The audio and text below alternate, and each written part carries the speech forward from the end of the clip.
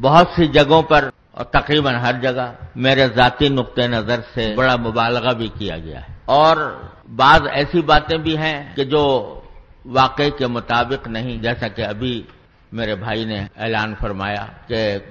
بہت سے حضرات نے مجھے پاکستان کا چیف جسٹس قرار دے کر یہ لکھا ہے یا کہا ہے۔ میں کبھی پاکستان کا چیف جسٹس نہیں رہا، لیکن پاکستان میں ایک طریقہ ہے کہ ایک عدالت ہے جس کو سپریم کورٹ کی شریعت اپیلیٹ بینچ کہتے ہیں، وہ سپریم کورٹ کا ایک حصہ ہے، اس کا میں جج رہا ہوں، اور اسی وجہ سے لوگ جسٹس محمد تقی عثمانی لکھتے ہیں، لیکن چیف جسٹس نہیں۔ دوسری بات یہ کہ جگہ جگہ یہاں بھی پاکستان میں بھی یہاں بھی لوگ مجھے شیخ الاسلام لکھنا شروع کر دیا ہے۔ میں سمجھتا ہوں کہ میرے نام کے ساتھ شیخ الاسلام کا لفظ شیخ الاسلام کے لقب کی توہین ہے، لہذا میں اس کو اپنے نام کے ساتھ اختیار کرنا، یہ شیخ الاسلام کا لقب سجدہ تھا حضرت علامہ شبیر احمد صاحب عثمانی رحمۃ اللہ علیہ پر، حضرت شیخ الاسلام علامہ سید حسین احمد صاحب مدنی رحمۃ اللہ علیہ پر۔ مجھ جیسے آدمی کے ساتھ یہ لفظ استعمال کر کے اس لفظ کی توہین ہوتی ہے، اس کی توقیر میں کمی ہوتی ہے۔ اس کے علاوہ جس حسن ظن کا اظہار فرمایا گیا نثر میں بھی اور نظم میں بھی، یہ ان حضرات کے محبت، ان کے حسن ظن کا کرشمہ ہے۔ حبک الشیء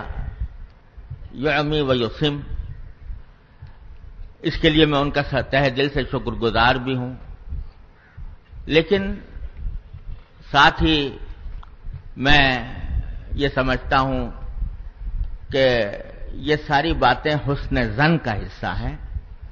اور یہی دعا کر سکتا ہوں کہ اللہ تعالیٰ اپنے فضل و کرم سے ان کے حسن ظن کو میرے حق میں سچا فرما دے۔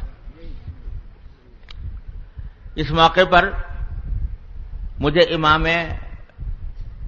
زہری رحمت اللہ علیہ کا ایک مقولہ یاد آیا، اور وہ مقولہ ہم سب کے لیے ایک بہت بڑا عظیم سبق بھی ہے،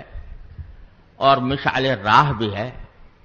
اور نفس و شیطان کے دسائس سے بچنے کا ایک بہت اعلیٰ طریقہ بھی ہے۔ وہ فرماتے ہیں کہ جب کوئی اللہ کا بندہ میری تعریف کرتا ہے تو میں فوراً اپنے دل میں یہ کہتا ہوں کہ یا اللہ، میں اپنی ذات سے ان صاحب سے زیادہ واقف ہوں، جتنا یہ مجھ سے واقف ہیں میں ان سے زیادہ واقف ہوں، یعنی اپنے عیوب کو بھی میں جانتا ہوں۔ ان حضرات کے سامنے تو عیوب آئے نہیں، میں اپنے عیوب سے بھی واقف ہوں، تو میں اپنے آپ سے ان سے زیادہ واقف ہوں، اور اے اللہ آپ مجھ سے زیادہ واقف ہیں، تو اے اللہ مجھے ان حضرات نے جو حسن ظن قائم فرمایا ہے اس کی وجہ سے مجھے کسی دھوکے میں پڑنے سے بچائیے، مجھے اس بات سے محفوظ رکھیے کہ میں ان حضرات کے حسن ظن کے اظہار کی بنا پر میں کسی دھوکے میں پڑ جاؤں اور عجب میں مبتلا ہو جاؤں، کبر میں مبتلا ہو جاؤں۔ اے اللہ مجھے اس سے محفوظ رکھیے۔ عظیم سبق دیا، ہم سب کو یہ واقعہ پیش آتا ہے، تقریر ہو یا تحریر ہو، وعظ ہو یا خطابت ہو، جب آدمی اس سے فارغ ہوتا ہے تو بسا اوقات لوگ اس کی تعریفیں کرتے ہیں، آپ نے بہت اچھا بیان کیا، آپ نے بہت اچھی کتاب لکھی، آپ نے بہت اچھا مقالہ لکھا۔ تو یہ چیز بعض اوقات ہمارے اندر عجب پیدا کر دیتی ہے، اور اس کے نتیجے میں آدمی دھوکے میں پڑ جاتا ہے۔